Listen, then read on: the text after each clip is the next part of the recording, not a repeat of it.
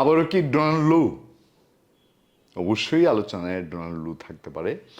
Donald লুকে নিয়ে গত 1-1.5 বছর ধরে বাংলাদেশে অনেক আলোচনা হয়েছে।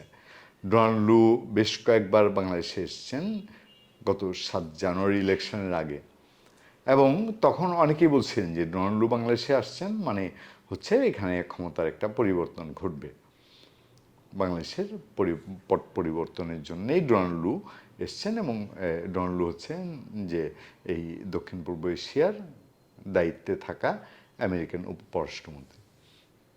সেই ডোনাল্ড লু আসার পর হঠাৎ করেই আবার 7 জানুয়ারির ইলেকশন হলো, ডোনাল্ড লু আবার বাংলাদেশে আসলেন। এসে কাঁধে কাঁধ মিলিয়ে শেখ হাসিনার মন্ত্রিপরিষদে যে ডোনাল্ড লু বললেন যে আমরা তাদের সঙ্গে কাজ করতে চাই।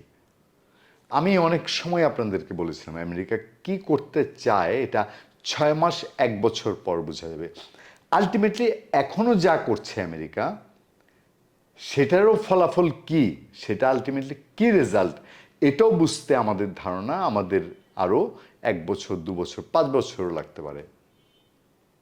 এখন ডোনাল্ড লুর প্রসঙ্গ বাদ দিলাম, একটা জায়গায় মিল আছে, সেটা হচ্ছে পাকিস্তানের প্রধানমন্ত্রীর পদ ছাড়তে বাধ্য হয়েছিলেন ইমরান খান গত প্রায় 2 বছর আগে, এবং পদ ছেড়েই তিনি বলেছিলেন 2 থেকে 2.5 বছর আগে, এবং বলেছিলেন যে যুক্তরাষ্ট্র বাধ্য করেছে তাকে, বা যুক্তরাষ্ট্র তাকে ক্ষমতাচ্যুত করেছে, যুক্তরাষ্ট্রের কথা শোনেননি বলে।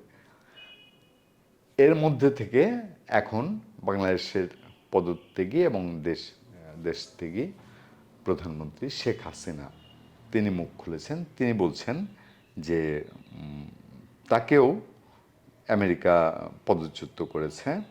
নীরবতা ভাঙলেন শেখ হাসিনা, ক্ষমতাচ্যুত করার জন্য যুক্তরাষ্ট্রকে দায়ী করলেন। শেখ হাসিনার বক্তব্য প্রথম আলোতে যেটি এসছে, ক্ষমতাচ্যুত হওয়ার পরে এই প্রথম নীরবতা ভাঙলেন বাংলাদেশের সাবেক প্রধানমন্ত্রী শেখ হাসিনা। ভারতে আশ্রয় নেওয়ার শেখ হাসিনা অভিযোগ করেছেন তাকে ক্ষমতাচ্যুত করার ক্ষেত্রে যুক্তরাষ্ট্রের মতো বিদেশি শক্তিগুলো হাত রয়েছে।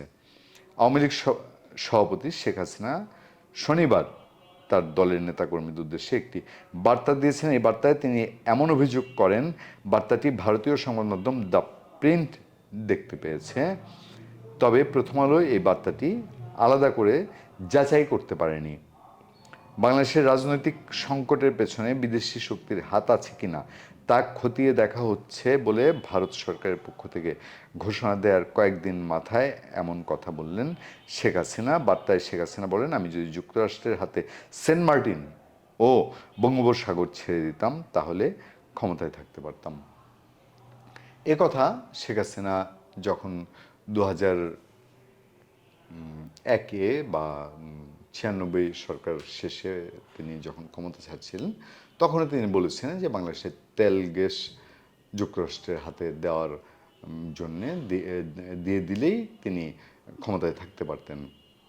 আলটিমেটলি যুক্তরাষ্ট্রের কোম্পানিগুলো এখন বাংলাদেশের তেল গ্যাস রাজত্ব করছে। শেভরন বলেন আর যাই বলেন, সমস্ত কিছুই হচ্ছে যুক্তরাষ্ট্রের হাতে। এখন সেন্ট মার্টিন বা বঙ্গোপসাগর এটা যুক্তরাষ্ট্রের জন্য খুবই গুরুত্বপূর্ণ একটা জায়গা। এখন এটা এবার ডক্টর ইউনূস দিবেন কি দিবেন না, বা ডক্টর ইউনূস পরবর্তী কোনো সরকার যদি আসে বাংলাদেশে, তারা কি দিবেন কি দিবেন না, এটা অনেক অনেক অনেক পরের আলোচনা। আপনারা যারা আমাদের আগের কন্টেন্টগুলো দেখেছেন, আমেরিকা $1,000 বিলিয়ন ইনভেস্ট করছে মিয়ানমারকে কবজা করার জন্যে। মিয়ানমারে চায়নার রাজত্ব, তারা চায় যে মিয়ানমার তাদের নিয়ন্ত্রণে আনার জন্য। তাদের নিয়ন্ত্রণে আনতে হলে আমেরিকা যদি কোনোভাবে মিয়ানমারকে তাদের নিয়ন্ত্রণে আনতে চায়, তাহলে যে কোনো জিও পলিটিক্যাল হিসাবে বাংলাদেশকে দরকার। আবার বাংলাদেশ যদি অন্য কোনো দেশের আয়ত্তে চলে যায়, তাহলে ভারতেরও খবর আছে। এই হিসাব থেকে বাংলাদেশের রাজনীতি এখন কোন জায়গায় যাচ্ছে এবং বাংলাদেশের রাজনীতিবিদরা তারা কোথায় নিচ্ছেন, কে কার কাছে বিক্রি হচ্ছেন, কে পাকিস্তানের কাছে বিক্রি হচ্ছেন ভারতের শত্রু বলে, কে চায়নার কাছে বিক্রি হচ্ছেন, কে আমেরিকার কাছে বিক্রি হচ্ছেন, এটা অনেক গভীর হিসাবের বিষয়। আমরা নিশ্চয়ই যদি সামনে দেখতে পাই এবং দু একজন চেহারা আমরা তুলে ধরতে চেষ্টা করব। ধন্যবাদ সবাইকে, ভালো থাকবেন, সুস্থ থাকবেন, আবার দেখা হবে, আবার কথা হবে।